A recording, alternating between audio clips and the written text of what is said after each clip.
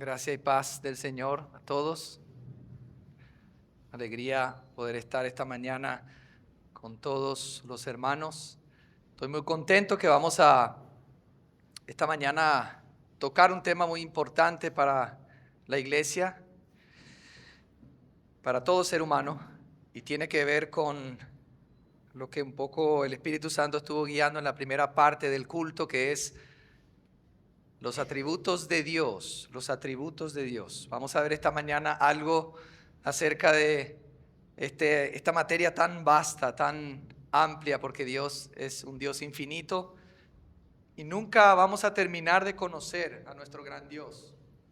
Por eso también estamos destinados a una vida eterna, porque a eso nos vamos a dedicar también en el futuro, a conocer a nuestro gran Dios. Hermanos, es algo muy importante, por ende vamos a pedir la asistencia del Señor confiados en su palabra, confiados en su Espíritu, que esta mañana Él pueda hacer una obra en cada uno de nosotros. Vamos a Jeremías capítulo 9. Los que tienen Biblia, vamos a Jeremías capítulo 9. Vamos a leer dos versos. Versículo 23 y versículo 24 de Jeremías capítulo 9. Cuando estamos todos, me dicen amén. ¿Amén? Amén, amén. Jeremías capítulo 9, versículos 23 y 24. Dice así su palabra: así dijo Jehová: no se alabe el sabio en su sabiduría, ni en su valentía se alabe el valiente, ni el rico se alabe en sus riquezas.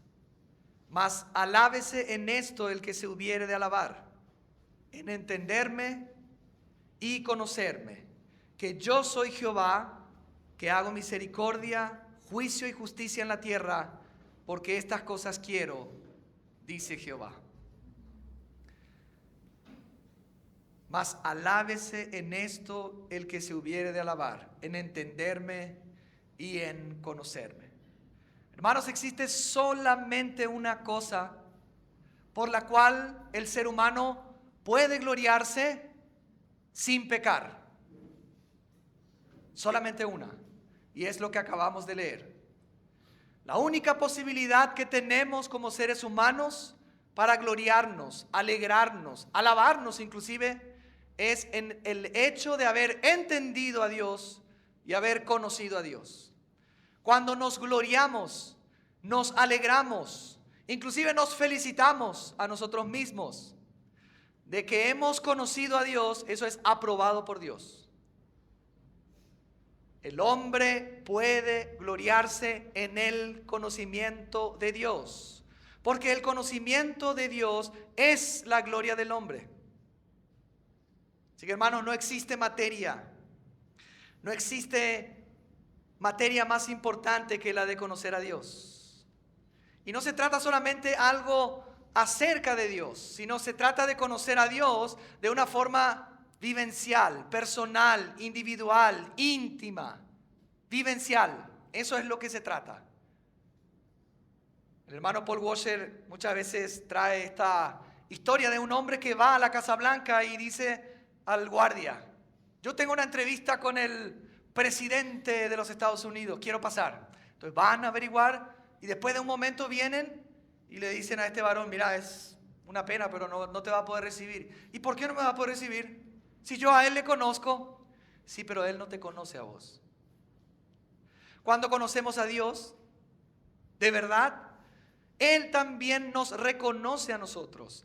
Él es alguien que se identifica con nosotros. Por ende, el conocimiento no es solamente Dios, no es el conocimiento acerca de Dios y conocerlo de forma superficial, sino el deseo de Dios es que el hombre pueda entender a Dios y conocer a Dios de una forma íntima, personal, vivencial. Es un conocimiento que tiene que ver con nuestro espíritu.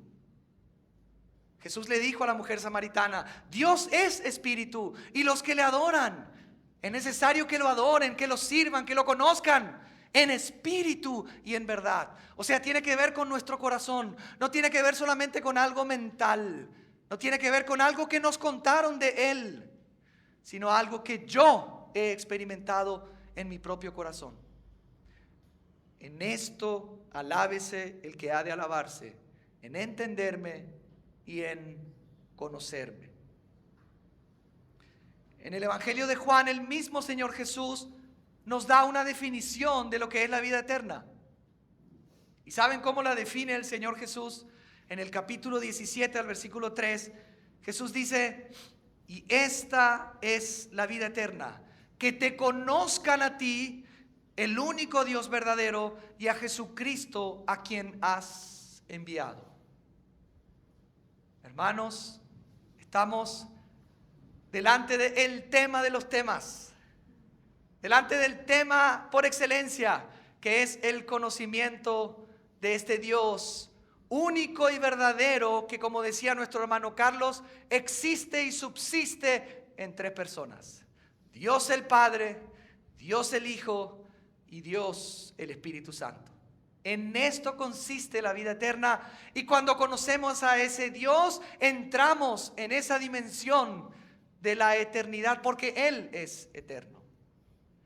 Hermanos, necesitamos urgentemente volver a este tema como iglesia, para que nuestras vidas sean transformadas a través del conocimiento de este Dios que nos creó, nos amó de tal manera que no solamente nos dio la vida natural, sino que también hizo lo posible y lo suficiente en la persona de su Hijo para darnos vida eterna, vida abundante. Por ende, vamos a entrar en este periodo como iglesia en estudiar a Dios. La palabra teología significa el estudio de Dios. Y hermanos, para poder conocer a Dios necesitamos esforzarnos, pasar tiempo y dedicarnos a el estudio de Dios. La definición de los atributos de Dios es que son sus características diferentes, de diferentes aspectos y de su esencia o de su naturaleza. ¿Qué son los atributos de Dios? Hablan de cómo es Dios, de quién es Dios en su esencia y en su naturaleza. Y nosotros necesitamos conocer a ese Dios. Cuando hablamos de atributos, también podemos decir atributos o perfecciones, porque todo lo que se refiere a Dios es perfecto. Así que hablamos de las características del carácter de este Dios a quien adoramos. Hermanos, Dios es un Dios que quiere revelarse a los hombres. Es imposible que el hombre por sí mismo pueda llegar a conocer a Dios, pueda conocer algo de Dios, porque es una criatura finita. ¿Cómo es posible que una criatura finita pueda conocer a este Dios infinito? Por ende es necesario que Él haya tomado la iniciativa. Y Él tomó la iniciativa para revelarse al hombre. El apóstol Juan, inclusive hablando a la iglesia, a los creyentes, dice: nosotros le amamos a Él porque Él nos amó primero. De otra manera, jamás hubiésemos podido nosotros conocer a este Dios tan grande. Y Dios tiene maneras, podríamos decir niveles, en los cuales se revela a la humanidad. Hay algo que se llama la revelación general. ¿Cuál es la revelación general? La revelación general es a través de todo lo creado. Todo lo que Dios creó tiene como propósito que el hombre, que fue creado a su imagen y semejanza, entienda que hay un Dios, que existe un Dios y que es un Dios que quiere una relación con Él. Por ende, la revelación general se refiere a la creación. Hay un salmo que recita: los cielos cuentan, ¿qué cosa? La gloria de Dios. Pueden predicar ustedes esta mañana. Los cielos. O sea que la creación misma es la revelación general de Dios, con el propósito de revelarse al hombre. Porque este Dios que creó todas las cosas quiere hacerse conocer. Quiere que el hombre lo conozca. Pero hay una revelación un poco más profunda, un poco más, digamos, especial. Por eso se llama revelación especial. Y esa revelación especial tiene que ver con este libro sagrado que tengo aquí en mi mano, que se llama la Biblia, las Escrituras, la palabra de Dios, que viene directamente de Dios, inspirada por el Espíritu Santo, a través de hombres finitos que hablaron el consejo de Dios. Así que cuando leemos las Escrituras, estamos leyendo el libro de Dios y estamos leyendo la palabra de Dios para conocer a Dios. No podemos pretender avanzar en el conocimiento de nuestro gran Dios y Creador si no tenemos la cultura de lectura, de meditación, de contemplación de ese Dios a través de las Escrituras. Esa es la revelación especial. Así que tenemos esos dos niveles: revelación general a través de la creación y revelación especial a través de las Escrituras. Pero ninguna de las dos, por más maravillosas que son totalmente exhaustivas. Pero hay una revelación exhaustiva. Hay una revelación que muestra exactamente cómo es Dios. Y esa revelación tiene que ver con la aparición del hombre, el Hijo de Dios, el prometido en las Escrituras, el anunciado de los anuncios, el Mesías, el Cristo, el Jesús, que vino y caminó entre nosotros y se hizo hombre, siendo Dios, y mostró perfectamente y exactamente cómo es Dios. Todos los que tuvieron contacto con Jesús, que vieron a Jesús caminar, que escucharon a Jesús hablar, que tuvieron contacto con Él, vieron a Dios, conocieron a Dios, entendieron cómo era Dios. Jesús se lo dice a sus discípulos. Uno de ellos le preguntó: Jesús, muéstranos al Padre y ya nos es suficiente. Y Jesús le dijo: pero qué raro, ¿hace cuánto que estoy con ustedes? ¿No crees que yo soy en el Padre y el Padre es en mí? O sea que Jesús es la representación y expresión exhaustiva y perfecta del Dios Trino. Jesús.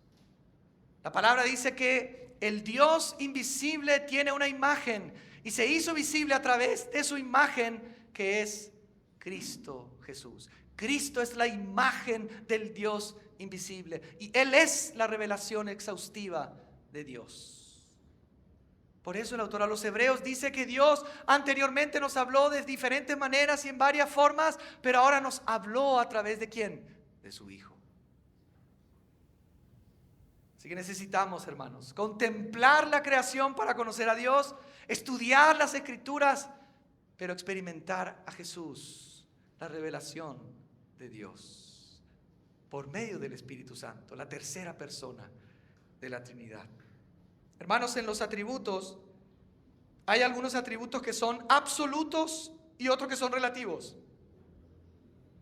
Los atributos absolutos significan que son características que están en Dios y no en su creación.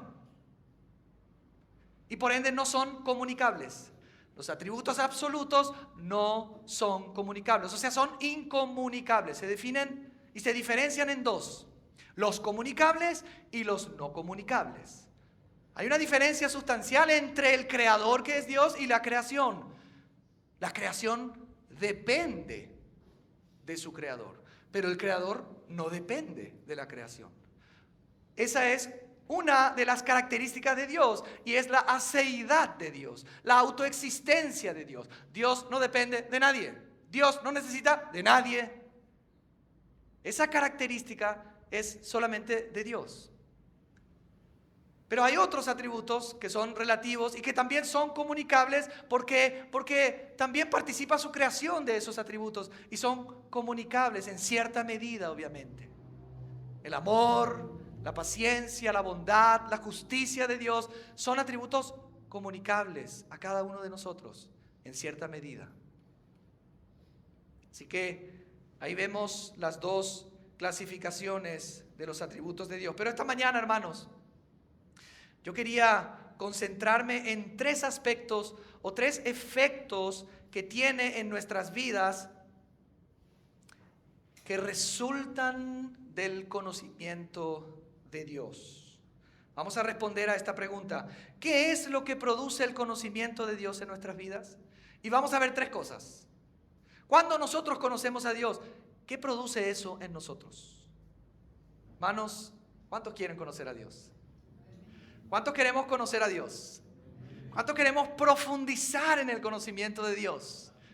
Hermanos, vamos a ver tres cosas que hacen y resultan y son un efecto muy beneficioso para cada uno de nosotros cuando conocemos a Dios de una manera real y profunda. Seguramente hay muchos más, pero yo quise tratar solamente estos tres. El primer beneficio es que nos devuelve nuestra identidad y nuestro propósito. Todos los seres humanos fuimos creados para estar unidos a Dios. Fuimos creados para la gloria de Dios. Fuimos creados para tener una relación con Dios. Y en el momento que nos encontramos con Dios, en el momento que conocemos a Dios de una forma personal a través de la fe en su Hijo Jesús, volvemos a nuestra verdadera identidad. Nuestra vida adquiere un propósito eterno y entendemos que fuimos creados para Él. Qué gran beneficio conocer a Dios. Y qué gran pérdida para el ser humano no conocer a Dios. Yo siempre utilizo el ejemplo de los guantes. Cuando jugaba fútbol, recuerdo que los arqueros usaban guantes y esos guantes tenían que estar exactamente a la medida de la mano. También para un cirujano, para un obrero, los guantes son importantes. Y los guantes tienen una característica, tienen que tener exactamente la medida de la mano. Porque de otra manera, la mano no va a poder sentirse cómoda para poder utilizar y hacer su trabajo. Asimismo, nosotros, todos los seres humanos, fuimos creados a la imagen y semejanza de Dios, a la medida exacta de Dios. Y solamente cuando recibimos a Dios en nuestro corazón es que estamos cumpliendo el propósito por el cual fuimos creados. Fuimos creados para la gloria de Dios. Nosotros podemos usar un guante para sorpresita, para poner caramelos, para guardar algunas cositas, pero no fue ideado para eso. Y el guante cuando recibe la mano dice, ahora sí me siento útil. Yo nací para esto, yo fui creado para esto. Claro, el guante no puede nacer, pero sí puede ser creado. Un santo dijo que la forma del corazón del hombre es exactamente a la forma de Dios.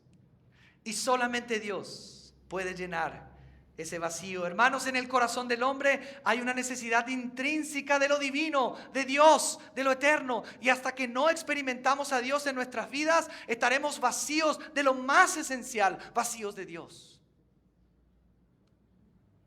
Vamos a poder vivir toda una vida, pero una vida sin propósito. Hubo un santo, un padre de la iglesia, en el IV y V siglo, se llamaba Agustín de Hipona.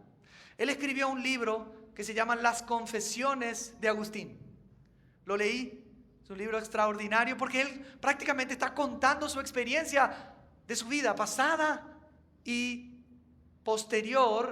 anterior y posterior a haber conocido a Dios. Él se está prácticamente confesando delante de Dios y está abriendo su corazón y cuenta. Y era un hombre que había buscado en el mundo, en la filosofía, en las creencias, en el pecado, en los placeres del mundo, la felicidad.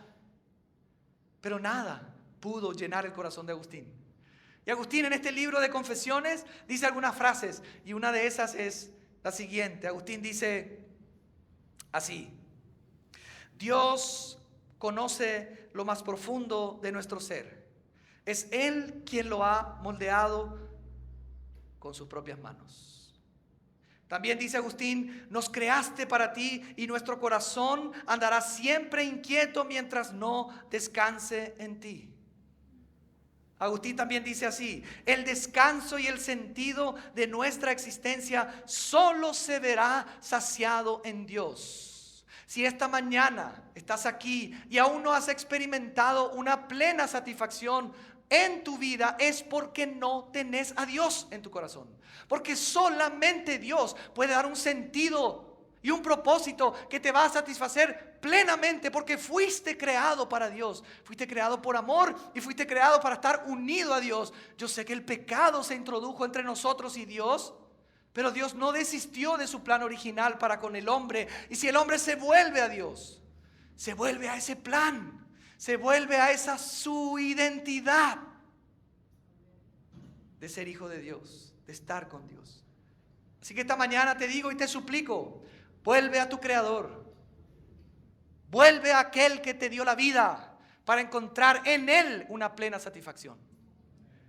Hay un hombre de nuestros tiempos que se llama John Piper y él habla del hedonismo cristiano. Parece algo que se contradice, pero no es una contradicción. El hedonismo es la filosofía que cree que el placer es el bien supremo y el fin o el propósito de la vida. Un filósofo griego, 3-4 siglos antes de Jesús, se llamaba Epicúreo.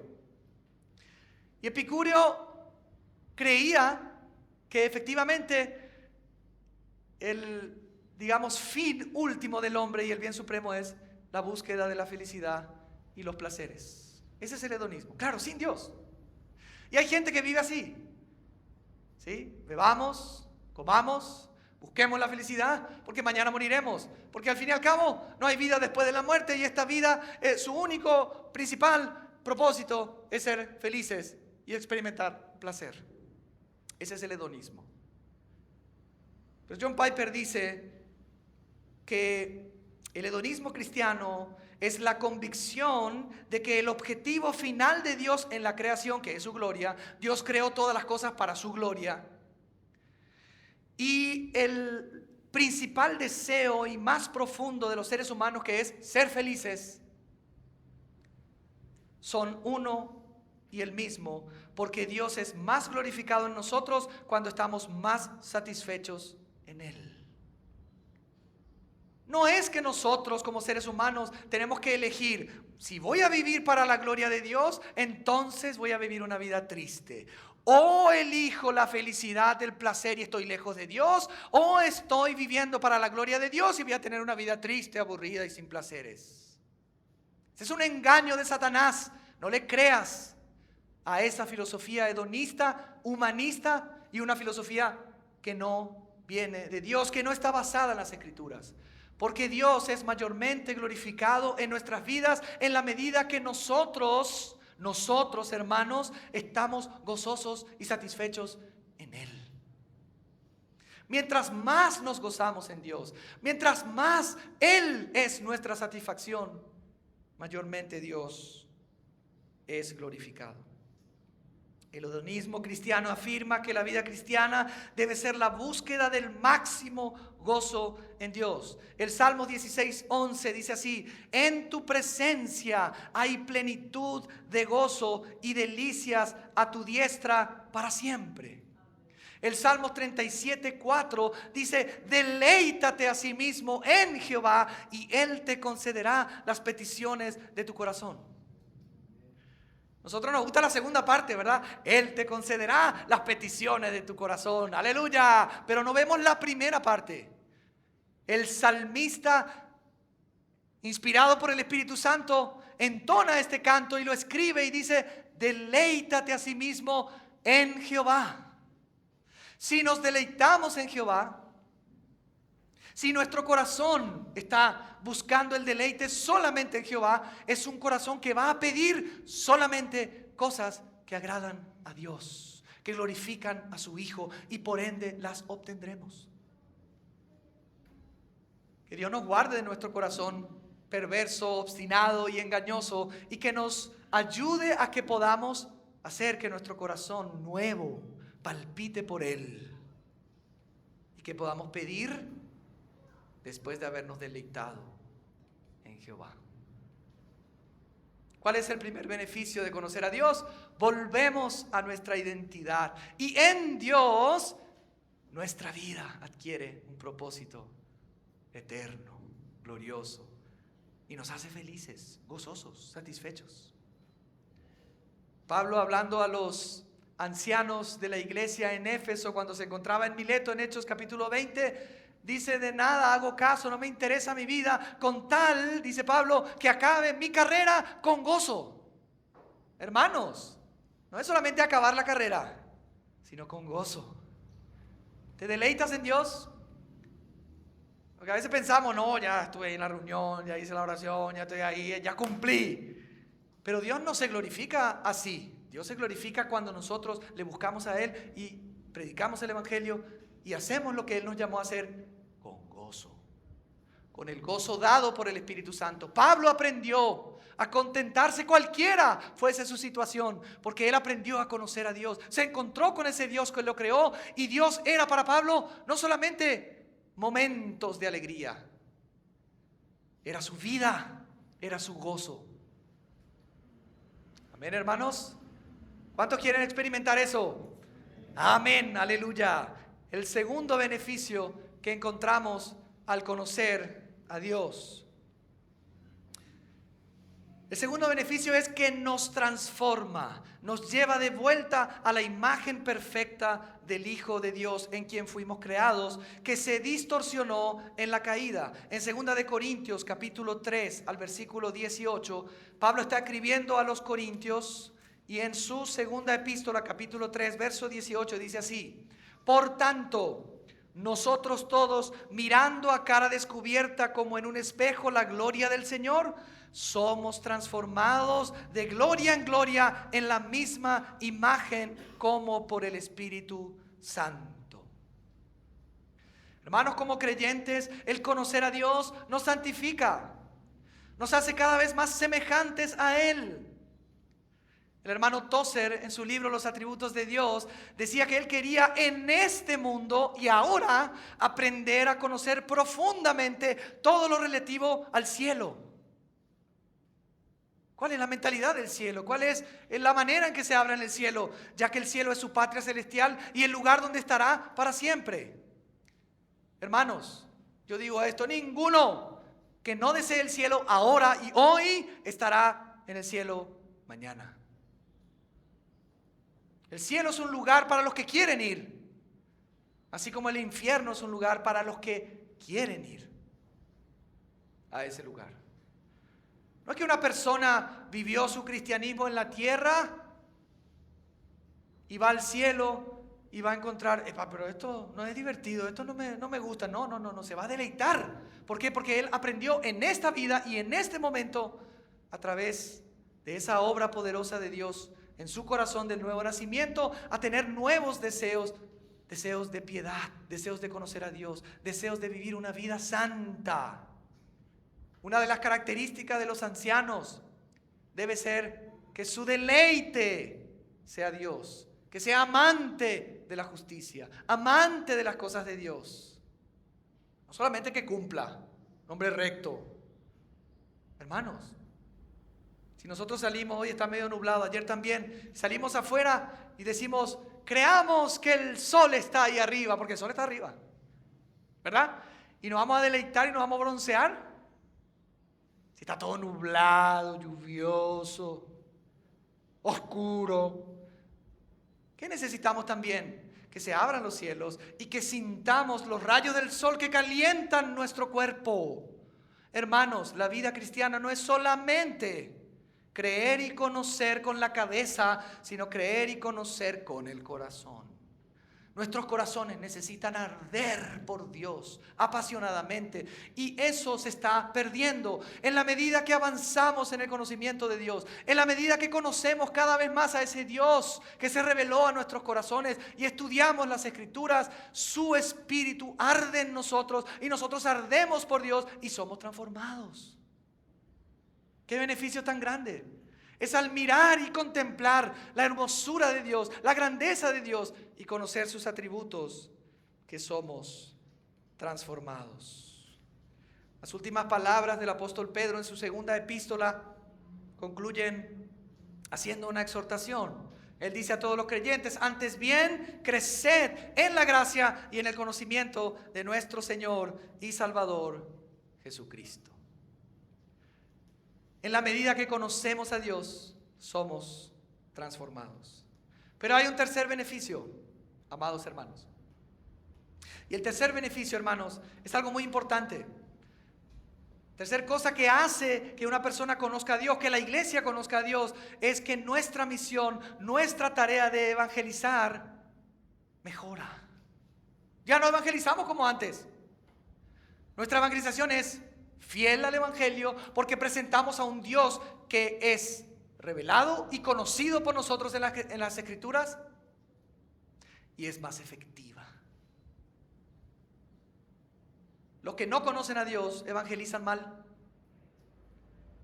¿Por qué? Porque presentan un evangelio de un Dios que prácticamente es alguien que está rogando de rodillas al hombre que se arrepienta para que Dios pueda ser feliz, porque si no Dios va a estar triste, va a estar angustiado.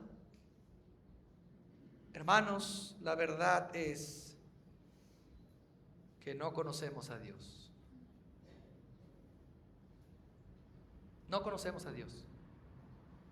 Necesitamos volver al conocimiento de Dios. Necesitamos pedir que Dios nos revele quién es Él, cómo es Él. El apóstol Pablo en Hechos capítulo 17, quiero que me acompañen, va a predicar el evangelio en la capital de Grecia, Atenas.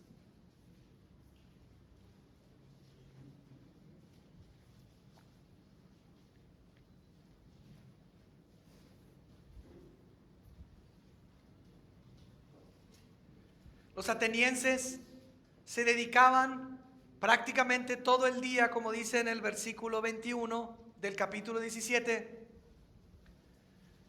porque todos los atenienses y los extranjeros residentes allí en ninguna otra cosa se interesaban, sino en decir o en oír algo nuevo.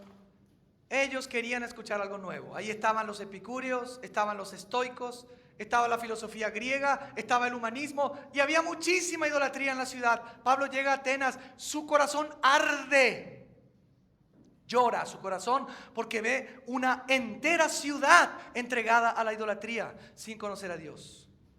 Y empieza a predicar el evangelio acerca de Jesucristo. Y lo invitan algunos. Che, ¿qué es esto que estás hablando? Vení. Lo llevan al Areópago. Era como un anfiteatro donde la persona en un púlpito se subía y tenía la oportunidad de declarar lo que él había descubierto nuevo. Y a Pablo le dan esa opción. ¿Usted piensa que Pablo aprovechó eso? Claro que aprovechó esa oportunidad. Y a partir del versículo 22, Pablo empieza a predicarles el evangelio acerca de Jesús. Pero miren cómo describe a Dios. Verso 22. Entonces Pablo, puesto en pie en medio del Areópago, dijo: varones atenienses, en todo observo que sois muy religiosos, porque pasando y mirando vuestros santuarios, hallé también un altar en el cual estaba esta inscripción: al Dios no conocido, al que vosotros adoráis, pues sin conocerle es a quien yo os anuncio. Pablo comienza diciendo: atenienses, veo que ustedes son muy religiosos. ¿Por qué la gente es tan religiosa? Porque Dios puso en el corazón del hombre un sentido y un deseo de eternidad. Por eso es que hay tantas religiones. Pero la caída y el pecado distorsionó ese deseo natural que el hombre tiene en sí mismo de buscar a Dios y lo desvió del verdadero Dios, del verdadero conocimiento de Dios. Y por ende se crearon muchas falsas religiones y falsos dioses que no son otra cosa que ídolos.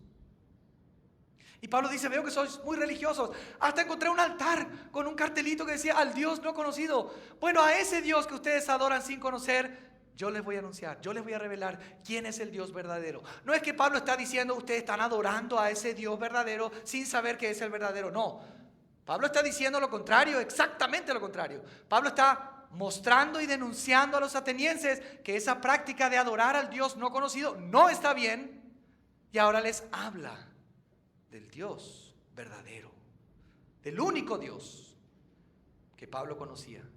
Y miren cómo describe a Dios. Vamos a estudiar los atributos de Dios. Acá hay algunos. Verso 24.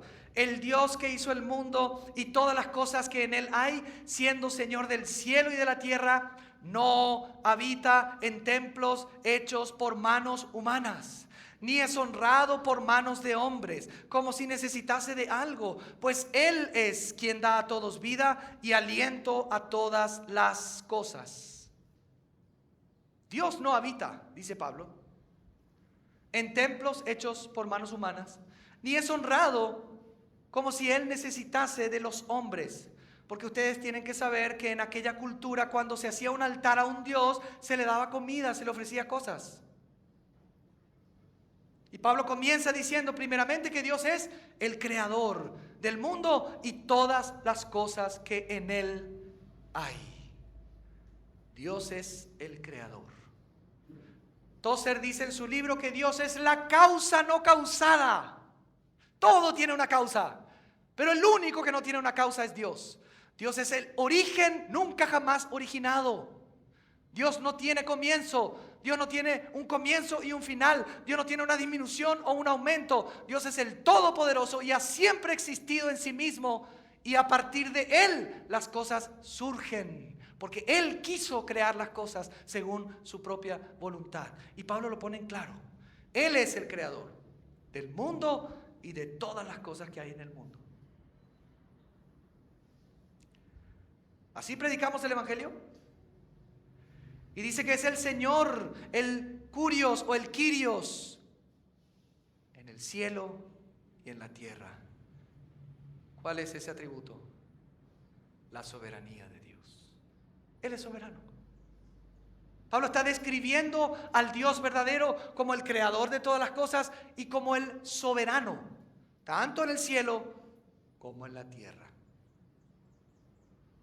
Y ahora dice, Él no habita en templos hechos por manos humanas. ¿Por qué?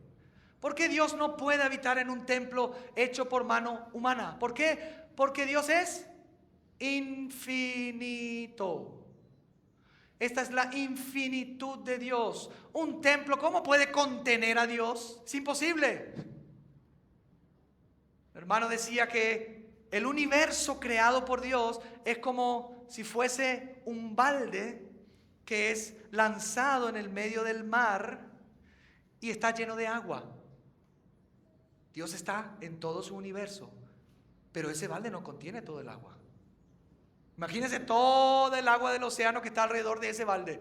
Bueno, Dios es todo ese océano y el universo es ese pequeño balde. Imagínense si Dios puede ser contenido y limitado en un templo hecho por mano de hombres. El mismo Salomón, cuando dedicó su templo, el templo que construyó a Dios, dijo, ¿será que esta casa puede contenerte? Si ni los cielos de los cielos te pueden contener. Él entendió la infinitud de Dios. Miren cómo está describiendo Pablo a Dios, creador de los cielos y la tierra, soberano, infinito. Y ahora dice, ni es honrado por manos de hombres como si necesitase de algo. Una vez escuché a un hermano en una reunión de oración, hermano tremendo. Y este hermano, con todas las mejores intenciones seguramente, dijo, Señor, tú necesitas de nosotros. Yo no pude decir amén a esa oración. ¿Él necesita de nosotros? No, hermanos. No es que Dios nos creó porque Él estaba triste, Él necesitaba amor, Él necesitaba algo, entonces nos creó. Ay, ahora se siente. Antes estaba triste, aburrido, no tenía sentido mi existencia, pero ahora que creé al universo y creé al ser humano a mi imagen y semejanza, ahora tengo sentido, ahora estoy feliz. No, Él no necesita de ninguno, porque Él está completamente, plenamente y eternamente satisfecho en sí mismo. Él no depende de nada ni de nadie. Él es el que da consejos y nadie le aconseja. Él es el que da vida y a Él nadie le puede dar vida. Él es el que energiza sin perder energía. Ese es el Dios a quien adoramos y servimos. ¿Y saben cómo se llama esa característica de Dios? La aceidad de Dios, la autoexistencia de Dios. Pero nosotros dependemos de Dios porque no solamente fuimos creados por Dios, sino que también subsistimos por causa de Dios. Todas las cosas fueron creadas en el Hijo y subsisten y permanecen en el Hijo. Imagínense esta mañana si 2 de esas luces se apagan. Capaz puede haber algún defecto en la electricidad y lo resolvemos. Pero no pasa nada, ¿verdad? Pero si un transformador en la calle explota, ¿ya es un problema mayor? Sí, toda una cuadra o una manzana se queda sin energía eléctrica. Pero si explota la, ¿cómo se llama? La suestática, la represa o la central de la energía eléctrica, la ANDE, explota. Es un problema grande, hermanos. ¿Por qué va a ser un problema grande? Porque todo el país se va a quedar sin energía eléctrica. Porque hay una fuente que es el suministro de todo un país. Es increíble. Bueno, Dios es esa fuente de energía que hace que todo el universo subsista y permanezca. Ustedes ven los árboles, los océanos, los animales, los pajaritos, nosotros. Todo eso tiene vida porque Dios tiene vida. Y la fuente de energía es Dios. Y Él no depende de ninguna otra fuente. Él no necesita del hombre. Nosotros necesitamos de Dios. Necesitas de Dios, necesitas conocer a Dios, necesitas profundizar en el conocimiento de Dios. Pablo está predicando a un Dios grande y ahora en el verso 26 miren lo que dice: y de una sangre ha hecho todo el linaje de los hombres para que habiten sobre toda la faz de la tierra, y les ha prefijado el orden de los tiempos y los límites de su habitación. De una sola sangre hizo todo el linaje de los hombres. ¿Quién es esa sangre? Adán. El del polvo de la tierra creó a Adán. Y una vez que le dio forma, sopló aliento de vida. Y esa creación se volvió un alma viviente porque recibió el aliento de vida de Dios. Y de esa sola sangre, todos nosotros venimos. ¿Y para qué nos creó Dios? Para que habitemos sobre toda la faz de la tierra. Él no quiere que nos limitemos a habitar en un solo lugar. No, Él quiere que la tierra sea llena de su creación. Y acá habla de que Él ha prefijado el orden de los tiempos. ¿Qué? ¿Dios prefijó el orden de los tiempos? ¿Quién prefijó de antemano el tiempo de Hitler? De Mussolini. ¿Quién ha prefijado el orden de los tiempos para los que creemos de la manifestación del anticristo? Dios. Porque Dios es soberano. Cuando nosotros estudiamos el orden de los tiempos que Dios ha establecido, estamos estudiando la historia de Dios. Algunos dicen, vamos a estudiar la historia del hombre. No, espera. No es la historia del hombre, es la historia de Dios. Y lo que estudiamos es la respuesta que el hombre ha dado al orden que Dios ha preestablecido. Porque todos los imperios que existieron y se sucedieron, fue Dios el que de antemano ordenó todo eso. Ahora imagínense, hermanos, si Él ha ordenado todo eso, ¿cómo no va a ordenar nuestra vida? ¿Cómo no va a ser soberano en nuestras circunstancias? Hermanos, el conocimiento de Dios aumenta nuestra fe, aumenta nuestra paz, aumenta nuestro gozo. Eso es lo que decía Packer en su libro El conocimiento de un Dios santo. Al final de su introducción, él dice que en la medida que conocemos a este Dios grande, nuestro gozo aumenta, nuestra fuerza aumenta y nuestra paz aumenta. Es difícil perturbar a un cristiano que conoce a Dios. Es difícil. Pero cuando no conocemos a Dios o se nos olvida cómo es Dios, entramos en desesperación, en ansiedad, en preocupación. ¿Qué será de nosotros? Tengan miedo. A veces somos como esa mosca que está en un avión y se pregunta a sí misma, ¿será que este avión va a poder aguantar mi peso? Y claro, el que está ahí se ríe, pero ¿qué está diciendo? Eso es como dudar del poder de Dios, de su cuidado para con nosotros. ¿Será que Dios no puede sustentarnos? Y Él permite y ha ordenado también el orden de los tiempos en nuestra vida. Y dice que también ha ordenado los límites de la habitación de cada uno de nosotros. Nosotros cuando estudiamos geografía, que es el estudio de la faz de la tierra, la superficie de la tierra. Eso es geografía. Estamos estudiando la geografía de Dios, porque Él ha establecido los límites de la habitación de todos los seres humanos sobre la faz de la tierra que es suya. El mundo y su plenitud no es de Satanás, es de Dios. Satanás es un usurpador y pronto va a ser lanzado al lago de fuego. Tenemos a un Dios grande, hermanos, un Dios todopoderoso, un Dios que decide y nadie puede contradecirlo, nadie puede impedir que su voluntad se cumpla. Ahora, todo eso ha hecho Dios, verso 27, para que busquen a Dios, si en alguna manera palpando puedan hallarle, aunque ciertamente no está lejos de cada uno de nosotros. Este Dios soberano, grande, poderoso, omnipresente, quiere que el hombre lo busque. Aunque Dios no necesita de nosotros, hermanos, se complace en nosotros, se complace en su creación, nos ama de verdad, te ama, te ha creado con un fin y te está buscando. Hay un salmista en el Salmo 8 que siempre se sorprende cuando muestra Dios la magnitud de su grandeza, contemplando la tierra, contemplando los cielos, y el salmista dice: pero ¿qué es el hombre para que tengas de él memoria? Viendo cuán grande eres, ¿qué soy yo para que te acuerdes de mí y nos visites?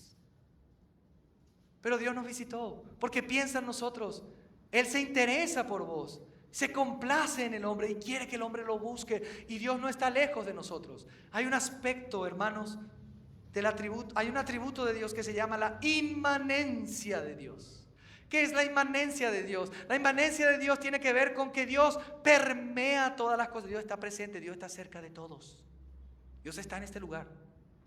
Cuando nosotros hablamos de que Dios ven o estamos lejos de Dios, no estamos hablando en un sentido de su naturaleza física, sino estamos hablando de su aspecto de santidad, porque hay una diferencia entre nosotros y Dios moral.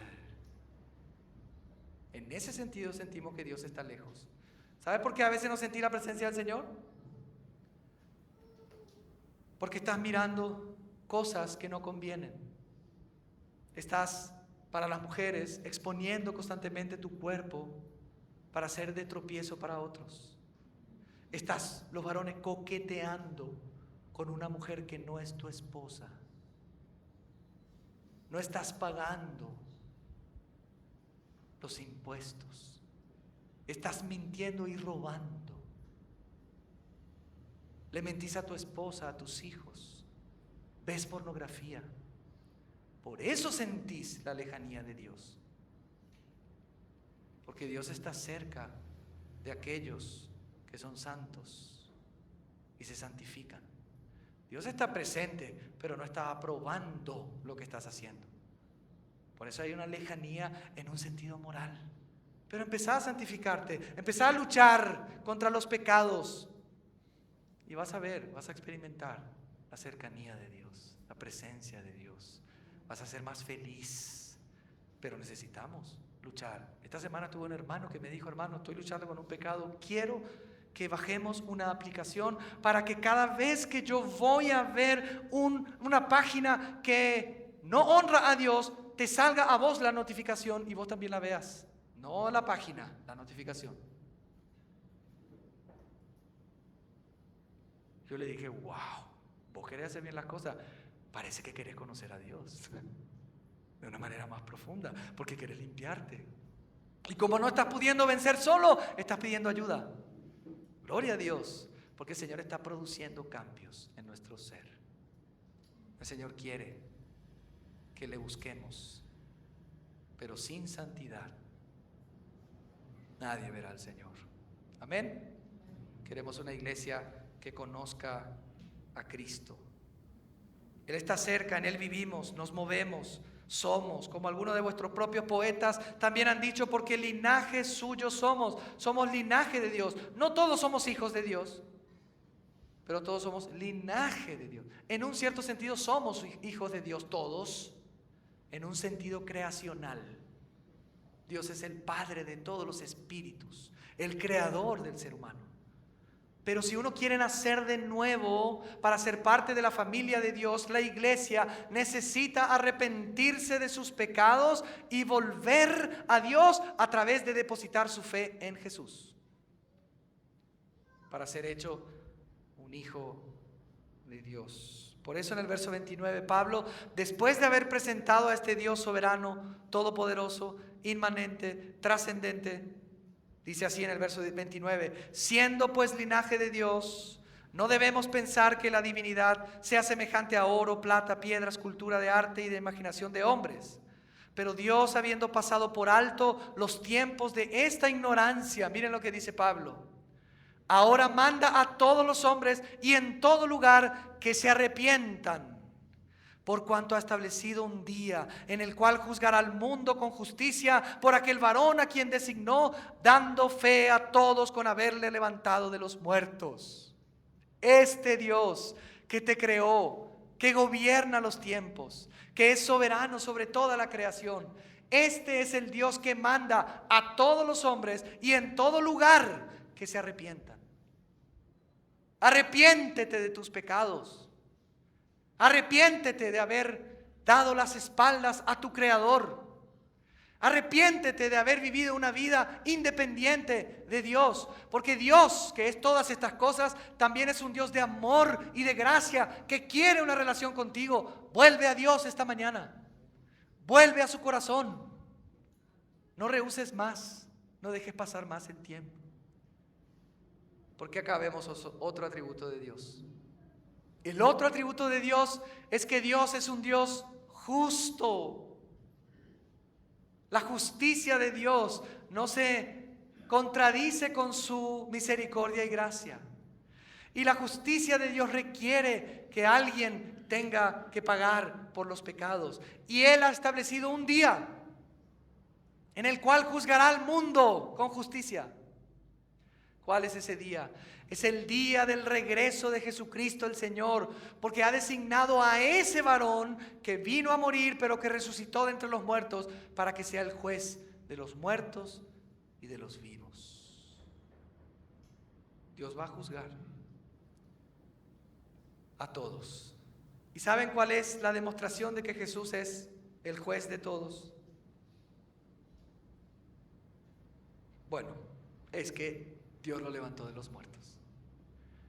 Dando fe a todos, dando prueba a todos con haberle levantado de los muertos. Cuando Dios el Padre y el Espíritu Santo y el Hijo mismo se levantó de entre los muertos, eso es una evidencia de que Dios el Padre escogió, aceptó a su Hijo Jesús, no solo como el Salvador del mundo, sino como el juez de toda la humanidad. Y Él cuando vuelva, va a volver para juzgar. Así que si no querés pasar una eternidad lejos y separado de este Dios soberano, lleno de amor y de justicia, arrepiéntete. Vuelve a Dios esta mañana. Entrégale tu vida a Cristo. Recibilo en tu corazón. Porque de otra manera te espera el juicio, que es un lago de fuego eterno para los que han rechazado a Jesús. Así que hermanos, nos esperan semanas emocionantes donde vamos a ir descubriendo cada vez más a este gran Dios a quien adoramos y que nos salvó. ¿Cuántos de nosotros esta mañana quieren comprometerse para conocer a Dios? ¿Cuántos esta mañana quieren decir, yo quiero dedicarme el resto de mi vida a conocer a Dios? ¿Y cuántos queremos arrepentirnos de que no lo hemos hecho? De que hemos vivido para nuestros propios deleites.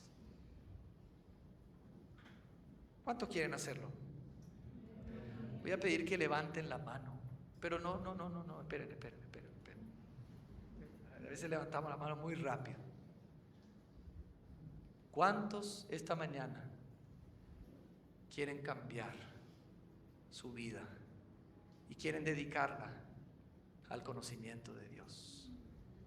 ¿Cuántos quieren pagar ese precio de salir de nuestra comodidad para empezar a conocer a este Dios santo que se reveló en la creación, en las Escrituras y en la persona de su Hijo?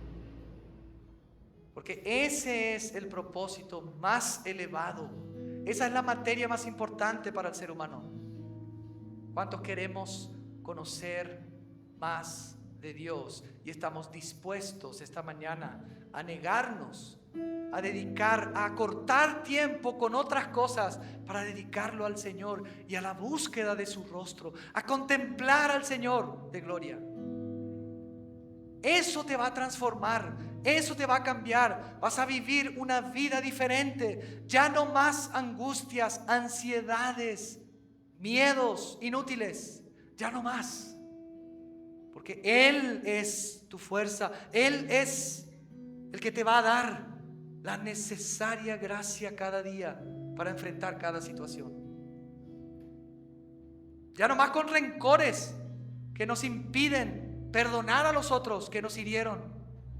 Vas a empezar a experimentar la gracia y el amor de Dios en tu corazón. Ya no más apatía, hacer las cosas por hacer, sino servir al Señor con gozo, con un corazón ferviente. Ya no más insujeción, hermanos. No somos obedientes, no hacemos lo que dice el Señor. Nos rebelamos a su palabra, nos rebelamos a la dirección de los hermanos. Somos problemáticos, tenemos un corazón muy obstinado. Ya no más ese cálculo de dar a Dios, de ofrendar a Dios. No, porque Él no calculó nada. Él no calculó nada.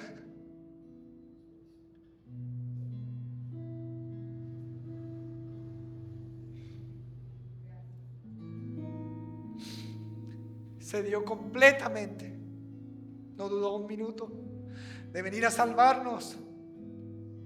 Estábamos muertos, lejos de Él, sin sentido, y muchos de nosotros envueltos en barro en este mundo de pecado. Y vino a rescatarnos, extendió su mano, no calculó nada, se dio todo por nosotros.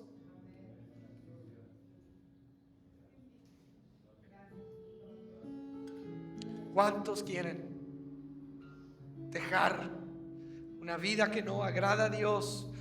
Queremos comenzar una vida que agrade a Dios. ¿Cuántos queremos hacer eso? Levanten su mano.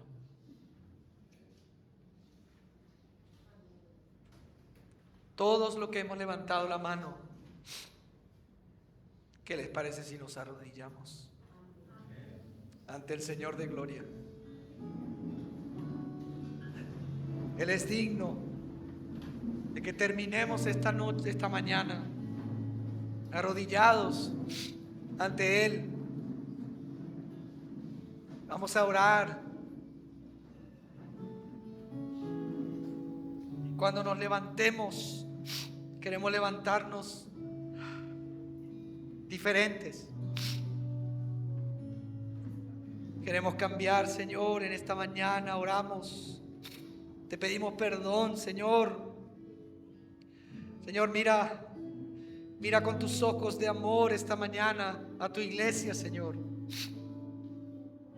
Señor, nos inclinamos ante tu soberanía.